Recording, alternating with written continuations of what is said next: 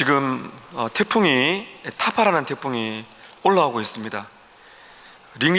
링링이라는 태풍이 지나간 지가 얼마 되지 않은 것 같은데 또 태풍이 올라오고 있습니다. 태풍이 또 오고 또 화창한 날도 있고 갑작스럽게 또 태풍이 오는 참 이러한 시간들을 제가 보면서 오늘 말씀을 좀 비춰봤습니다. 화창한 봄날 같은 아름다운 그런 날이 우리의 인생에 있는가 하면 또 갑작스럽게 먹구름이 끼고 원치 않았던 그런 아픔들이 우리의 인생에 찾아올 때가 있습니다. 이것을 예상치 못한 고난이라고 말할 수가 있습니다. 내가 예상할 수가 없는, 예상치 못하게 갑작스럽게 우리의 인생에 찾아오는 어려운 순간들이 있습니다. 오늘 우리가 읽고 있는 이 엘리야와 관계된, 특별히 이 사르밧 과부의 이 삶을 보게 되면 은혜 가운데 충만한 가운데 있는데 갑작스럽게 고난이 찾아옵니다. 우리 지난주 보셨던 말씀 한 구절 볼까요? 17장 16절 보십시오. 16절에 보니까 여호와께서 엘리야를 통하여 하신 말씀같이 통의 가루가 떨어지지 아니하고 병의 기름이 없어지지 아니하니라. 이거 기적입니다. 가뭄 때문에 먹고 살 길이 없는데 하나님을 만난 이 여인 그리고 아들 엘리야는 비가 오지 않는 가운데서 하나님의 특별한 공급하심을 받았습니다. 하루 먹을 만한 양식이 주어지는데 이 가루와 기름을 가지고 떡을 만들어 먹었는데 그 다음날 보니까 또 신기하게 하루치가 채워져 있는 것입니다.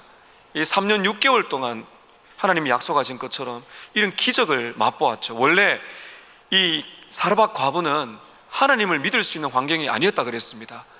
바알이라는 황소 우상을 섬기는 우상 숭배지의 중심지에 살고 있었는데 어떻게 거기에서 하나님을 만날 수 있을까?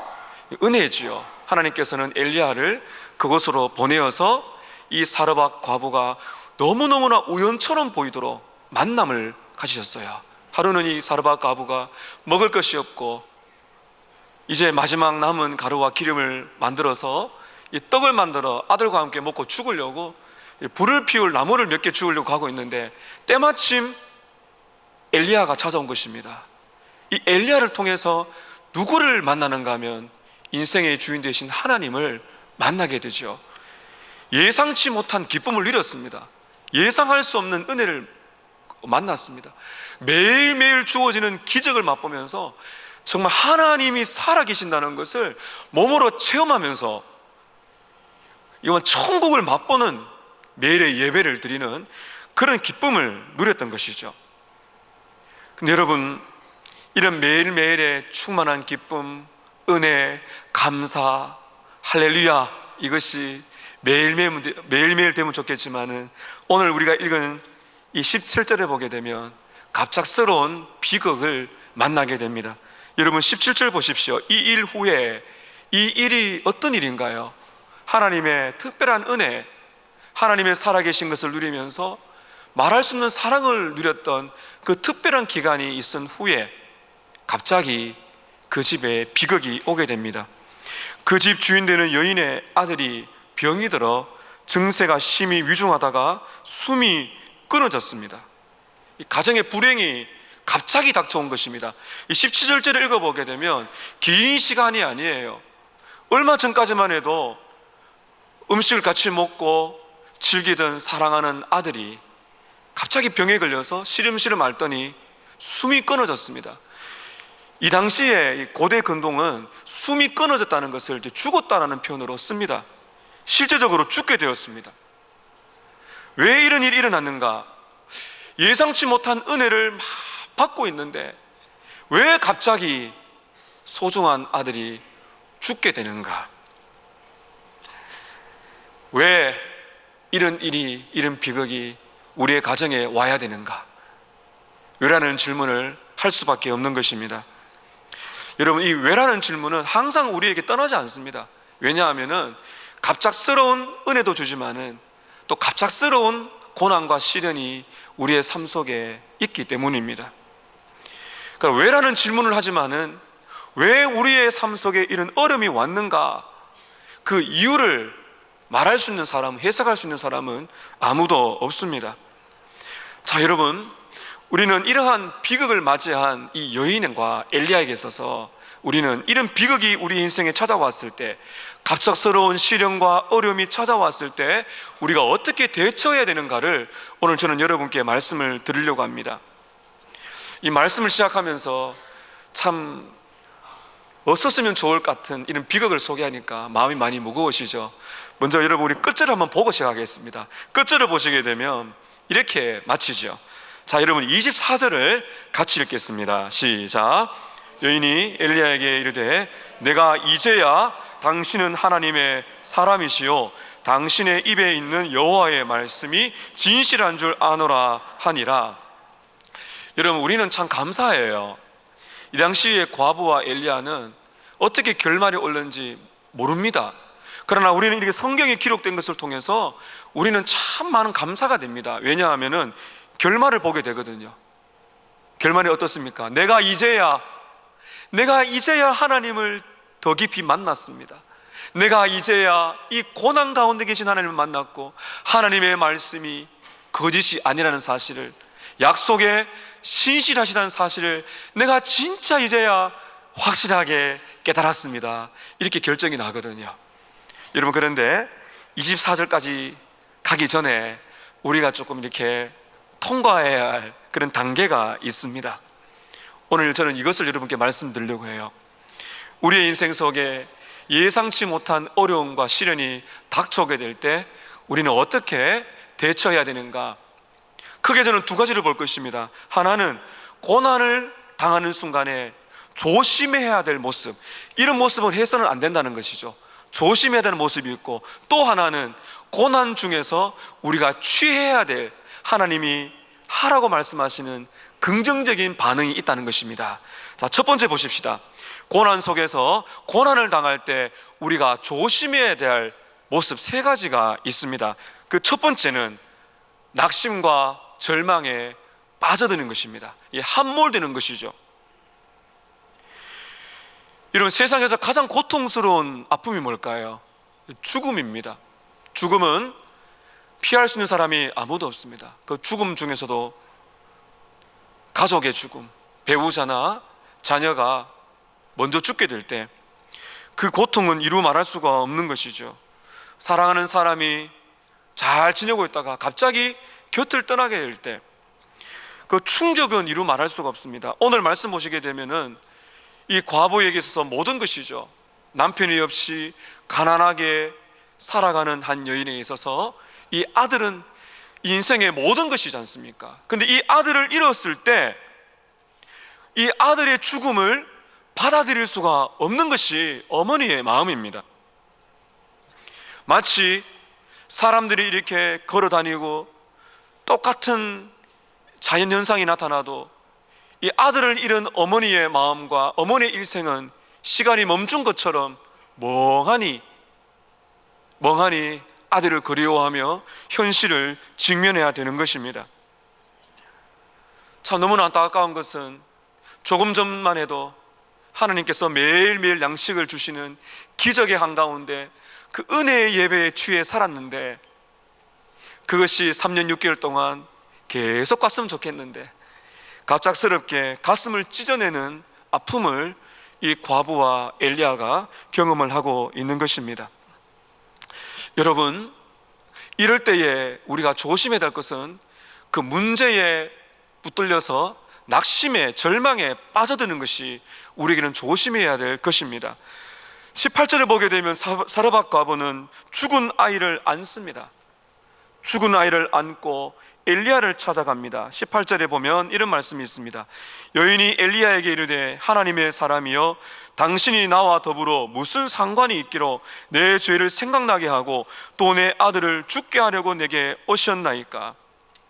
지금 여인은 하나님 보실 때에 아무리 어렵고 시련이 와도 해서는 안 될 말을 하고 있습니다. 여러분, 사람이 밖으로 뱉어내는 말은요, 말로 끝나는 것이 아니라 그 마음에 이미 병이 들어 있다는 것을 우리에게 말해주고 있는 것이죠. 우리가 이렇게 늘 사용하는 언어를 보면 그 사람의 그 영적인 상태를 알 수 있는 것과 똑같습니다. 지금 이 여인은 엘리야를 향해서 뭐라 말합니까? 하나님의 사람이여라고 말합니다. 이 여인은 믿음이 없는 사람이 아니에요. 기적을 통해서 여인은 엘리야를 통해서 하나님을 만났습니다. 그래서 많은 시련이 있지만은 엘리야를 향해서 너무나 놀라운 고백을 합니다. 당신은 하나님의 사람이 맞습니다. 무슨 말입니까? 내가 하나님을 믿고 있지만 내가 지금 심각하게 믿음이 흔들리고 있다는 것이에요. 내 아들이 죽게 되었을 때, 이런 비극을 경험하게 되었을 때 믿음이 심하게 흔들리고 있습니다. 지금 이 여인의 마음에는 낙심이 몰려오고 있습니다. 이게 무슨 일인가? 왜 하나님께서 갑자기 내 아들을 데려가셨는가? 아니, 내가 아들과 함께 마지막 그 음식을 먹고 죽어보려고 했을 때 그냥 죽었으면 됐는데 왜 하나님이 살려주셔가지고 이렇게 나보다 아들이 먼저 죽는 비극을 보게 하시는가? 이게 음음표가 계속 반복이 되는 것입니다. 마음에 생각되는 것이죠. 아니, 하나님, 이럴 것 같았으면은 차라리 좀 내버려 두시지. 왜 엘리야를 보내가지고 그렇게 풍족하게 먹게 하시다가, 아니 음식을 그렇게 먹게 하시다가 왜 갑자기 아들을 데려가세요? 아니, 그럴 것 같았으면은 차라리 음식을 주지 마시지요. 결국 제 아들이 죽었네요. 요즘으로 말하면 이런 것이죠. 예수를 믿고 정말 그 말씀에 내가 바르게 살고자 애를 쓰는데 어려움이 딱 옵니다. 결국 내 인생이 이렇게 끝나는 것입니까? 하나님, 도대체 이런 어려움을 주게 하려고 그렇게 은혜를 주셨나요? 아니, 은혜는 무엇이며 아픔은 무엇입니까? 이렇게 마음에 갈등이 생기게 되는 것입니다. 우리는 여인의 마음이 이해가 됩니다. 여러분, 여인은 지금 가장 소중한 것을 잃었습니다. 가장 소중한 아들을 잃었습니다. 그런데 조금 전까지 경험했던 은혜는 가장 소중한 것을 잃는 순간에 그 전에 하나님이 부어주신 그 많은 은혜는 금방 잊어버립니다. 이것이 우리의 문제지요. 금방 잊어버립니다. 교육에는 낙심과 절망이 마음에 꽉 사로잡으면서 인생의 먹구름이 마음에 뒤덮기 시작하는 것입니다. 그렇지 뭐, 내 인생이 그렇지 뭐, 내가 이렇게 살아가다 끝나는 인생이지 뭐. 하나님께서 내게 무엇을 해주셨습니까? 낙심과 불안이 연애의 마음속에 찾아오게 되는 것입니다. 여러분, 갑작스럽게 고난과 시련이 닥쳐오게 될 때 낙심에 빠지면 안 됩니다. 오늘 두 번째, 이 여인의 실수는, 두 번째는 원망과 분노를 쏟아내는 것입니다. 마음에 낙심과 실망과 때로는 분노와 절망이 있는 것, 그러나 더 큰 문제는 밖으로 쏟아내는 것입니다. 여러분, 우리는 타락한 본성이 있어서요, 어떤 안 좋은 일이 일어나게 되면 대상을 찾아요. 어떤 대상인가 하면 원망과 불평을 쏟아낼 대상을 찾습니다. 그래서 가장 많이 아픔을 주는 대상이 누군가 하면 옆에 있는 사람이에요. 배우자. 늘 같이 기도하는 기도 동역자들에게 원망합니다. 아니, 그렇게 같이 기도했는데 이게 뭡니까? 그 턱 내뱉었는데 마음에 아픔을 겪게 되는 것이에요. 여러분, 말씀 보십시오. 자, 18절 다시 보십시오. 여인이 엘리야에게 이르되 하나님의 사람이여, 당신이 나와 더불어 무슨 상관이 있습니까? 이 무슨 말입니까, 여러분? 아니, 원래 당신과 나는 아무런 관계가 없는 사람인데 왜 저를 찾아오셨어요? 이 말이거든요. 당신과 내가 안 만났더라면 이런 비극이 없었을 터인데 도대체 나와 당신이 무슨 관계가 있단 말입니까? 그래서 보십시오. 내가 당신과 더불어 무슨 상관이 있기로 내 죄를 생각나게 하고 내 아들을 죽게 하려고 내게 오셨습니까? 여러분, 무슨 말이에요? 당신이 안 오셨더라면 내 아들은 안 죽을 것인데 왜 나를 찾아왔어요? 무슨 말인가요? 당신이 왔기 때문에 내 아들이 죽은 거 아닙니까? 원망과 분노와 불평과 비난의 화살이 엘리야에게 지금 쏟아지고 있어요. 여러분, 엘리야가 누구예요? 엘리야는 선교사입니다. 여인을 찾아와서 하나님을 전해 주었습니다. 그리고 기적을 맛보게 하는 은혜의 통로, 하나님의 사람입니다. 조금 전만 해도 엘리야에게 감사, 고마움을 표현했는데 아들이 죽는 딱 그 순간에 비난과 원망의 대상으로 엘리야가 바뀌었습니다. 모든 탓을 엘리야에게 돌리고 있어요.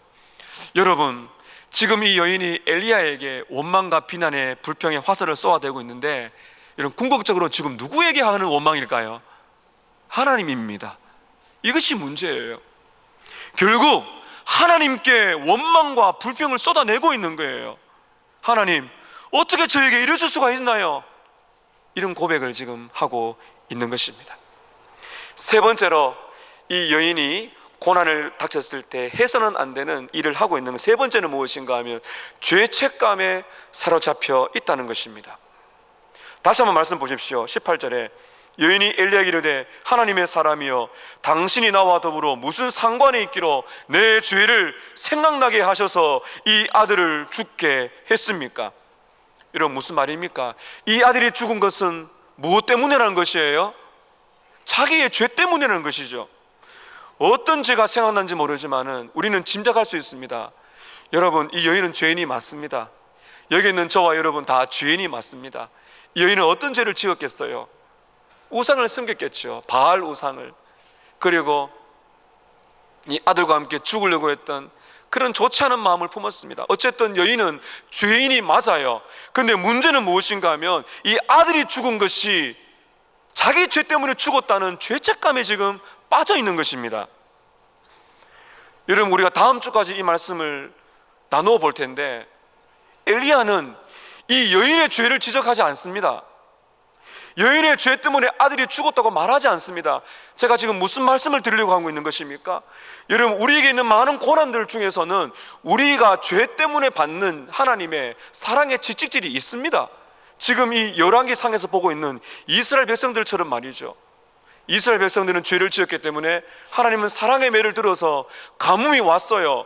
얼음이 왔습니다. 그러나 지금 우리가 오늘 보고 있는 이 말씀 속에서 이 과부가 아들이 죽게 된 것은 자기의 죄 때문이 아닙니다. 만약에 이 여인이 자기의 부끄러운 과거가 생각났더라면 회개하면 용서를 받습니다. 여인은 이렇게 말하고 있는 것이죠. 그렇지요, 나는 이방 여인이고 하나님이 나에게 은혜를 주시지만은 결국 나는 심판을 받아야 할 대상이 맞지요. 나는 이방인이기 때문입니다. 결국 이 여인은 어떻게 고백을 하고 있는가 하면은 하나님을 오해하고 있는 것이죠. 하나님은 나의 원수가 되셨다. 하나님은 내 죄를 찾아내어 가지고 죄값을 치르도록 하시는 분노하시는 하나님이라고 지금 여인은 보고 있는 것입니다. 그렇지, 결국 하나님은 은혜를 주시지만 결국 하나님은 나의 죄 때문에 아들을 데리고 가셨지. 하나님은 나에게 등을 돌리셨어. 하나님은 나의 원수야. 이렇게 지금 여인은 생각하고 있는 것입니다. 여러분께서 여러분의 죄를 대신하여 십자가에 죽으신 예수를 참 믿는다면, 또한 여러분께서 하나님을 여러분의 아버지라고 믿는다면, 여러분은 절대로 하나님을 떠날 수가 없습니다. 하나님은 절대로 여러분에게 등을 돌리지 않습니다. 우리가 죄를 짓는다 할지라도 우리가 거듭난 하나님의 백성이라면 하나님은 절대로 우리를 떠나지 않습니다. 우리가 회개하면 언제나 주님은 우리의 죄를 용서해 주십니다. 사랑하는 여러분, 여러분이 하나님의 자녀라고 믿는다면 하나님은 항상 여러분의 편이라는 사실을 잊지 마시기를 바랍니다. 두려워하지 마세요. 많은 아픔이 올 때 물론 우리는 겸손하게 내가 하나님 앞에 죄를 지은 것이 없는가 돌아보는 건 좋아요. 그러나 모든 것을 내 죄 때문에 왔다, 하나님은 나를 버렸다, 그렇게 생각하고 고난이 있는 사람들에게 그렇게 정죄해서는 안 된다는 것입니다. 다시 한번 말씀드립니다. 여러분 마음속에 거리끼는 죄가 있다면 언제든지 그 죄를 십자가 앞으로 가지고 나아가세요. 죄책감에 빠져있지 마십시오. 회개하는 자에게 하나님은 등을 돌리지 않습니다. 로마서 8장 1절 말씀을 여러분과 함께 읽고자 합니다. 자, 함께 읽겠습니다. 시작.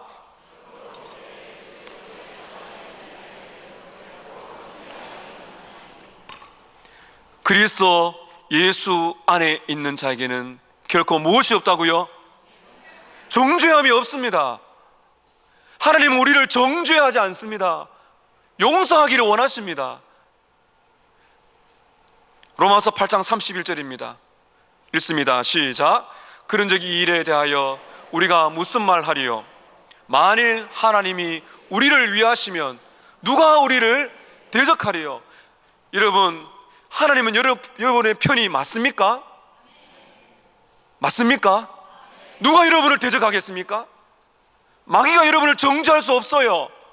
여러분은 버려진 인생이 아닙니다. 하나님이 여러분을 위하신다면, 하나님이 여러분의 편이시라면 누가 여러분을 대적하겠습니까? 많은 시련과 어려움이 온다 할지라도 여러분 절대로 죄책감에 빠져 있지 마십시오. 하나님은 여러분을 버리지 않습니다. 등을 돌리지 않습니다. 여러분을 원수로 취급하지 않습니다. 십자가 앞에 나가서 회개하는 자에게 사죄의 은총을 주실 뿐만 아니라 많은 경우는 우리의 죄 때문에 고난을 받는 것이 아니에요. 그런 여러분, 어려움이 오게 될 때마다 그렇지, 하나님은 나의 죄를 이렇게 갚으시는구나, 그렇게 절망하지 마시기를 바랍니다. 자, 그게 두 번째입니다. 고난을 당할 때 그러면 우리가 적극적으로 취해야 할 모습이 있어요. 피해야 될 것이 뭐라 그랬나요? 낙심에 빠지는 것, 원망과 불평과 분노를 다른 사람에게 쏟아내는 것, 그리고 죄책감에 사로잡히는 것은 우리가 조심해야 됩니다. 그러나 적극적으로 고난 가운데 있을 때 우리가 해야 될 것 세 가지가 있어요. 제가 이제 여러분께 소개해 드리려고 하는 엘리야의 모습입니다. 엘리야는 믿음이 성숙한 분입니다. 살아계신 하나님과 깊은 동행을 맛보았고 그리스도의 역사와 같이 정말 어려운 중에도 하나님의 은혜를 누리며 기도하는 삶을 살았던 하나님의 사람입니다. 그리고 기적적으로 양식을 공급해 주시는 까마귀를 통해서, 그리고 매일매일 주시는 하나님의 일용할 양식을 경험하면서 엘리야는 하나님을 더 깊이 만난 사람입니다. 그 엘리야가 지금 반응하는 세 가지를 우리가 본받아야 돼요. 이것은 곧 예수님의 모습이에요. 엘리야를 통하여 우리는 예수님의 모습을 봅니다. 여러분, 고난이 오게 될 때, 특별히 갑작스럽게 시련이 우리에게 찾아올 때 우리는 어떻게 해야 될까요? 세 가지를 여러분 기억하십시오. 첫 번째는 침묵하시라는 겁니다. 뭘 하라고요? 맞습니다. 제가 앞서 말씀드렸지만 우리는 똑같아요. 마음의 섭섭함, 불평, 원망이 쫙 들어오면 이것이 표출되게 되어 있습니다. 그러나 여러분, 오늘 엘리야를 잘 보십시오. 이 18절과 19절 사이에 엘리야의 반응을 잘 보십시오. 엘리야는 얼마든지 섭섭해할 수 있습니다. 아니, 자기에게 왜 찾아왔냐고 불평하고 분노하는 여인 앞에서도 엘리야는 아무 말 하지 않습니다. 얼마든지 섭섭하고, 그리고 이 여인에게 따질 수 있지만은 원망을 원망으로, 비난을 비난으로, 불평을 불평으로 바꾸지 않아요. 이 여인의 불평이 얼마나 잘못되었는지를 조목조목 말할 수 있지만은 엘리야는 침묵합니다. 자신을 방어하고 변호하기보다 엘리야는 입을 꼭 다뭅니다. 이것을 온유라고 그럽니다. 온유. 자기를 방어하고 원망을 원망으로, 비난을 비난으로 바꾸지 않고 침묵할 수 있는 이 용기가 바로 온유예요. 여러분, 이 모습에서 우리는 누구를 봅니까?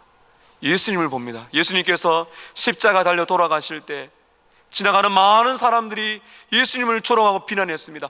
당신이 하나님의 아들이라면, 그리스도라면 내려와 봐라. 여러분, 예수님께서 십자가의 못을 떼어버리고 내려올 수 있습니다. 비난하는 모든 사람들을 심판할 수 있어요. 그러나 예수님은 거기에 계속 못 박혀 계셨어요. 침묵하셨습니다. 하늘을 바라보면서. 여러분, 불평과 원망거리가 찾아오게 될 때 이 침묵할 수 있는 온유의 능력을 주시기를 축복합니다. 이것이 은혜입니다. 내가 만들어내는 것이 아니에요. 엘리야는 많은 연단을 통과하면서 이런 온유한 성품을 지금 이렇게 가지고 있는 것입니다. 예수님을 닮아가는 것입니다.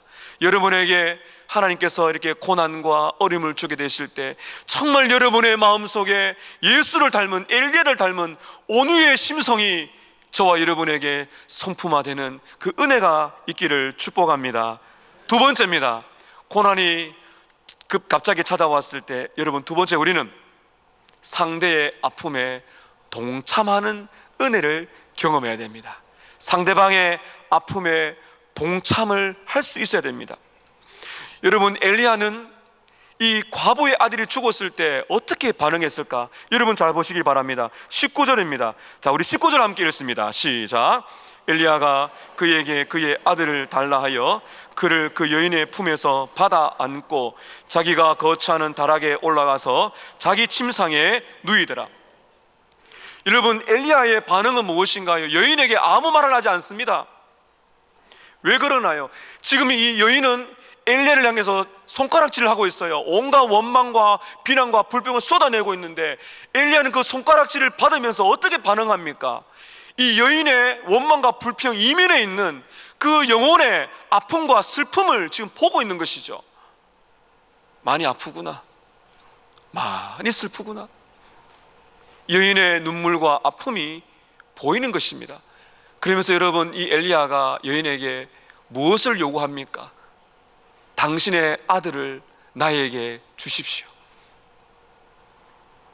그의 아들을 달라고 할 때 이 과부는, 오늘 말씀 잘 보세요, 여인의 품에서 받아 안았습니다. 여인은 아들을, 이 죽은 시체의 아들을 주었습니다.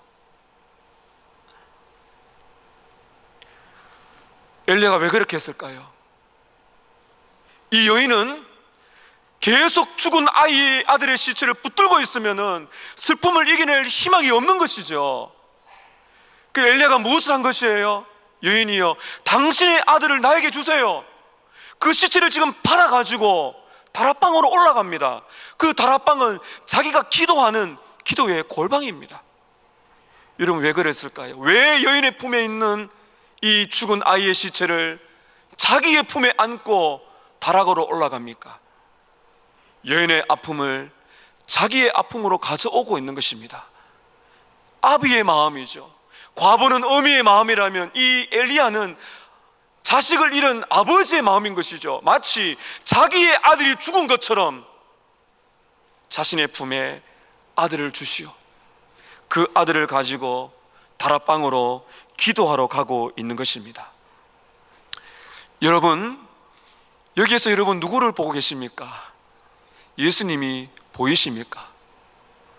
우리의 아픔, 우리가 견뎌낼 수 없는, 이겨낼 수 없는 그 아픔을, 문제를 딱 쥐고 있는데 엘리야는 여인의 아픔을 동감하는 주님의 마음을 품었습니다. 사랑하는 성도 여러분, 우리가 고난을 당할 때 당연하겠거니와 여러분 주위에 고난을 당하고 어려움을 당하고 심지어 여러분을 향하여 원망과 불평을 쏟아낼 때 정말 주님이 우리에게 원하시는 마음은 무엇일까요? 바로 이런 마음이 아니겠습니까? 그의 아픔을 읽어내고, 그렇지, 저렇게 나를 원망하고 아파해도 저 마음에 얼마나 아픔이 있을까? 그것을 받아낼 수 있는 그 마음이, 읽어내는 마음이 바로 고난 속에 있는, 아픔에 있는 다른 이들을 품어낼 수 있는 주님의 마음인 것입니다. 저는 최근에 참 부끄럽지만은 그런 기도를 드리고 있습니다. 우리 김전환 전도사님의 아내 되시는 우리 조혜령 사모님이 지금 경북대병원에 응급실에 있어요. 저는 하나님 앞에 그렇게 기도를 했습니다. 하나님, 솔직하게 이 김전사님 사모님이 지금 응급실에 의식이 없는 중에 있는데 진짜 내 아내가 저게 있다면 제 기도가 어떻게 달라질까요? 저는 지난밤에 이 말씀 보면서 내가 아직 멀었구나 하는 생각을 하게 됩니다. 내 아내가, 내 아들이 저 응급실에 있다면 내가 어떻게 반응할 것인가? 사랑하는 여러분, 참 어렵습니다. 맞습니다. 어렵습니다. 그러나 정말 주님께서 우리가 고난을 통과하게 될 때, 나도 고난당하고 다른 사람은 고난을 당하면서 고난당하는 사람 그렇게 살아가도 내버려 두는 것이 아니라 그 사람의 아픔을 나의 품으로 가져와서 조금이라도 느낌을 가지고 조금이라도 아파하면서 기도할 수 있다면 고난을 이겨낼 수 있는 그런 공동체가, 가정이 되지 않겠습니까? 그런 마음을, 상대방의 아픔을 동참할 수 있는 그 예수님의 마음을 저와 여러분에게 주시기를 축복합니다. 마지막 세 번째입니다. 고난을 닥쳤을 때 우리는 침묵해야 되고요, 그리고는 상대방의 아픔에 동참해야 되고, 마지막 세 번째는 따라 하실까요? 우리의 문제를 하나님께 가져가라. 엘리야가 죽은 아이를 건네받았습니다. 아픕니다. 충격스럽습니다. 엘리야도 아픕니다. 엘리야도 당황스럽습니다. 근데 엘리야가 할 수 있는 것이 무엇일까요? 엘리야는 아무것도 할 수가 없습니다. 그래서 엘리야가 했던 유일한 한 가지는 이 문제를 가지고 하나님께 가지고 간 것입니다. 이것이 사는 길입니다. 여러분, 20절입니다. 자, 20절 함께 읽습니다. 시작. 내 하나님 여호와여, 주께서 또 내가 우고하는 집 과부에게 재앙을 내리사 그 아들이 죽게 하셨습니까? 엘리야도 조금 전만 해도 같이 울고 웃던, 음식을 나눠 먹던, 행복하게 보냈던 이 아들, 과부의 아들이 죽음이 이해가 되지 않고 받아들일 수가 없어. 엘리야도요. 충격적입니다. 너무나 슬프다는 것이죠. 그런데 여러분, 이 슬픔 중에서 엘리야는 어떻게 합니까? 이게 중요하죠. 이 아들이 죽은 것을 바라보고 어떤 마음을 가졌을까요? 하나님께 가져가야 된다는 것이에요. 왜 그런가요? 인생의 우유는 없다는 것이죠. 하나님의 섭리가 있을 것이다. 하나님의 분명한 뜻이 있을 것이다. 그 믿음을 가지고 문제를 하나님께 지금 가지고 나아가고 있는 것입니다. 여러분, 이것이 믿음이에요. 문제를 하나님 앞에 던지는 것입니다.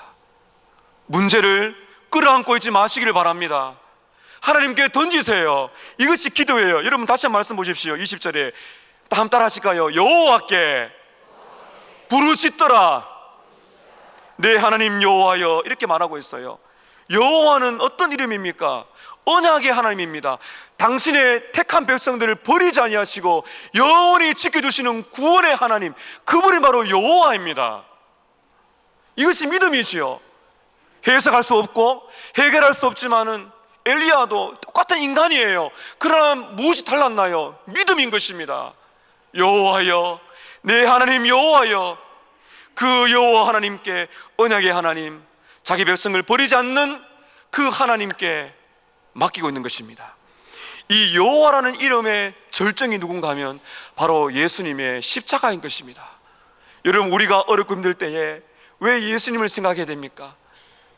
독생자를 아낌없이 내어주신 하나님께서 우리의 아픔을 알고 계신다. 그 믿음이죠. 그 여호와 하나님 앞에 나아가는 것입니다. 자, 여러분, 문제를 하나님 앞에 가지고 나아갈 때 어떻게 해야 됩니까? 잘 들으십시오. 염려를 하나님 앞에 맡길 때 하나님 앞에 물어보는 것입니다. 어떻게 하는 것이라고요? 물어봅니다. 자, 다시 한번 보십시오. 20절에 엘리야가 이렇게 하나님께 물어봅니다. 내 하나님 여호와여, 주께서 내가 우고하는 집 과부에게 재앙을 내리셨나요? 그 아들이 죽도록 하신 것이 맞습니까? 마음에는 아픔을 하나님께 토해내고 있습니다. 무슨 말입니까, 여러분? 이렇게 기도하라는 거예요. 하나님, 지금 제 마음이 너무나 아픕니다. 이해가 되지 않습니다. 여러분, 이것은요, 불평하거나 따지는 것이 아니라 하나님께 문제를 던지는 과정이에요. 네, 하나님 여호와여, 여기 있는 이 과부는요, 하나님이 보내신 바로 그 사람이에요. 조금 전만 해도 나와 함께 하나님의 기적을 맛본 여인이고요, 은혜 가운데서 우리가 예배를 드렸던 바로 그 여인입니다. 근데 하나님, 제가 궁금합니다. 이 과부에게 이 재앙을 내리신 것이 맞습니까? 이 사르밧 과부가 은혜 속에 있다가 이 어려움을 겪었을 때 과연 이겨낼 수가 있을까요? 하나님 정말 이 아들을 데리고 가신 것이 맞습니까? 무슨 뜻이 있습니까? 구약의 하박국의 질문입니다. 나라가 이방 바벨론의 침략을 받게 된다는 예언을 들었을 때 물었습니다. 하나님, 어떻게 당신의 백성들을 이방인의 발굽에 짓밟히게 하십니까? 질문을 한 것이죠. 여러분 다시 한번 따라 하십시다. 나의 문제를, 나의 염려를 주님께 던지라. 겸손한 마음으로 물어보라. 여러분의 염려를 주님께 토해내세요. 아프다고 말씀하세요. 주님, 왜 이런 상황이 왔을까요? 도대체 그 이유가 무엇입니까? 우리가 주님께 물어보는 것이에요. 베드로전서 5장 7절에서 베드로는 이렇게 말합니다. 읽습니다. 시작. 너희 염려를 다 주께 맡기라. 이는 그가 너희를 돌보심이라. 여러분, 비극이 와도, 시련과 고난이 와도 하나님은 여러분을 떠나지 않습니다. 여러분을 돌보십니다. 그러므로 여러분의 염려를 하나님께 맡기는 것입니다. 질문을 드리는 것입니다. 겸손한 마음으로 여러분의 아픈 마음을 아뢰는 것입니다. 이것이 주님께서 우리에게 원하시는 것입니다. 사랑하는 성도 여러분, 갑작스러운 실패와 질병과 고통이 찾아왔을 때 낙심에 빠지지 마시고 원망과 불평을 다른 사람들에게 쏟아내지 마시고 죄책감에 빠져있지 마십시오. 믿음을 가지십시오. 내가 해결할 수 없고 내가 풀 수 없는 의문이지만은, 그러나 무엇을 믿는 것인가요? 하나님은 알고 계신다는 것이고 그 하나님께서 하나님의 방법대로 인도해 가실 것이라는 것을 믿는 것입니다. 그 믿음이 있기 때문에 우리는 하나님께 문제를 던지는 것입니다. 언약의 하나님이요, 그분이 어떻게 하실는지 믿음으로 지켜보는 것, 이것이 오늘 저와 여러분에게 주님이 요구하시는 것입니다. 찬송가 543장에 이피스타이치라는 분은 이렇게 찬송합니다. 어려운 일 당할 때 나의 믿음 적으나 의지하는 내 주를 더욱 의지합니다. 세월 지나갈수록 의지할 것뿐일세. 무슨 일을 당해도 예수 의지합니다. 무슨 일을 당해도 예수 의지합니다. 이것이 오늘 주님께서 고난 중에 있는 우리들에게 요구하시는 반응인 것입니다. 이 믿음으로 나아가시는 여러분 되시기를 주님 이름으로 축복합니다. 구주 십자가